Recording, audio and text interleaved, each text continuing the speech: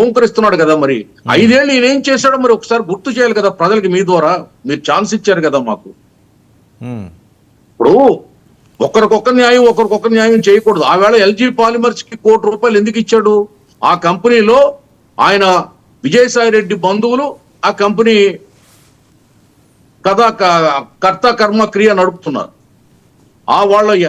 వాళ్ళు ఒక భారతీయ సిమెంట్ సంచుల కంపెనీకి వాళ్ళు ఒక యాన్సిస్టర్ యూనిట్, అది సెమీ యూనిట్. అది దాని గురించి ఇచ్చాడు ఆయన. హుటాహుటి ఫ్లైట్ లో వచ్చి చూసి ₹1 కోటి ఇచ్చాడు. అభినందనీయమే, మేము అది చెడ్డని అంటలేదు. తర్వాత జరిగిన ఇన్సిడెంట్కి ఏమిచ్చాడు? ఒక దళితుని వాళ్ళ పార్టీ ఎమ్మెల్సీ చంపేస్తే ఆ కుటుంబానికి ఏమిచ్చాడు? ఎన్ని రోజులు ఉద్యమం చేశారు దళితులు ఇక్కడ? ఇవన్నీ మరి పరిగణలోకి తీసుకోవాలి కదండి. అదే విధంగా ఈవేళ చూసుకోండి, దువ్వాడ శ్రీనివాసుని పక్కకు తప్పించాడు. విజయసాయి రెడ్డిని ఎందుకు తప్పించలేదు? ఏమిటి న్యాయం? ఇది ధర్మమా? ఇది న్యాయమా? ఈ నాయకుడు సచ్యలత ఉందా? ఈ నాయకుల్లో నిబద్ధత ఉందా? ఈ నాయకుల్లో ధర్మం ఉందా?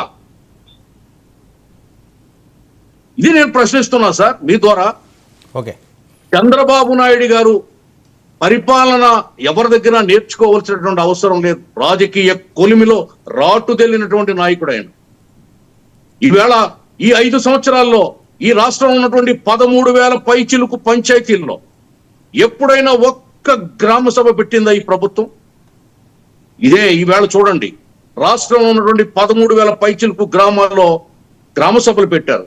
మా కోనసీమ అంబేద్కర్ జిల్లా కొత్తపేట నియోజకవర్గంలో చంద్రబాబు నాయుడు గారు వానపల్లి పాలెంలో పాల్గొన్నారు. పవన్ కళ్యాణ్ గారు ఇంకో చోట పాల్గొన్నారు. మాలాంటి చోటా మోటా నాయకులు తలో గ్రామంలో పాల్గొన్నాం. ప్రజలు ఆనందం వ్యక్తం చేస్తున్నారు. గ్రామాలకి 15వ ఆర్థిక సంఘం నిధులు రిలీజ్ చేశాం మేము 2.5 నెలల్లో. మీరేం చేశారు? కేంద్రం ఇచ్చిన నిధులు దిగమింగారు. ఇంకో పెద్ద బ్రేకింగ్, రీకౌంటింగ్ జరగబోతున్నారు ఆంధ్రప్రదేశ్ లో. మీరు ఈ మధ్యన వార్తలు చూస్తున్నారు లేదా? గత 2 రోజుల నుంచి సీఎంలు కూడా మారిపోతారంటున్నారు సార్. ఇప్పుడే నేను సోషల్ మీడియాలో ఒక సామాన్యుడు మాట్లాడింది విన్నా. అయితే 151 సీట్లు మీకు అప్పుడు వచ్చాయి కదా, మీరు కూడా ఈవీఎంలు మార్చితే వచ్చాయా అని అడిగాడు. కానీ ఒకటే నిజం సార్, ఈవీఎంల మీద ఓడిపోయిన వాళ్ళందరూ యాగి చేస్తున్నారు. ఈవీఎంలు వద్దనేది అత్యధిక ప్రజల యొక్క అభిప్రాయంగా నేను వ్యక్తిగతంగా భావిస్తున్నాను, పార్టీ తరఫున కాకుండా. దీన్ని పునఃసమీక్ష చేయాలని ఖచ్చితంగా సుప్రీంకోర్టు, కేంద్ర ప్రభుత్వం, కేంద్ర ఎన్నికల కమిషన్ ఈ అంశాన్ని పరిగణలోకి తీసుకోవాలని వ్యక్తిగతంగా నేను కూడా భావిస్తున్నాను. కానీ ఎలక్షన్స్ ఈవీఎంల వల్లే ఒక పార్టీ ఓడిపోయిందని, ఈవీఎంల వల్ల ఒక పార్టీ నెగ్గిందని ఈ టైపు ఈ ప్రచారం ఏదైతే ఉందో దానికి ఫుల్ స్టాప్ పెట్టాల్సిన బాధ్యత ఈ టీవీల్లో డిబేట్ లో ఉన్నటువంటి మేము కానీ ఇంకొకరు కాదు, మీడియా మీద బాధ్యత ఉంది. కేంద్ర ప్రభుత్వం మీద, ఎన్నికల కమిషన్ మీద, రాష్ట్రపతి మీద, సుప్రీంకోర్టు మీద కూడా బాధ్యత ఉంది. దీనికి ఎక్కడో చోట ప్రజలకి సరైనటువంటి క్లారిటీ ఇవ్వాలని మేము కూడా తెలుగుదేశం పార్టీ తరఫున డిమాండ్ చేస్తున్నాం.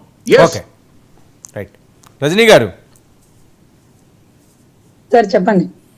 ఏంటి మీ పవర్ స్టార్ సినిమాలకు బై చెప్తున్నారంటూ వార్తలో ఇందాక చేసిన ఆయన మాటలకి నిన్న సురేష్ గోపి గారు, నేను ముందే ప్రస్తావించిన ఇందాక కృష్ణాంజలి గారు కూడా దాన్ని ప్రస్తావించిన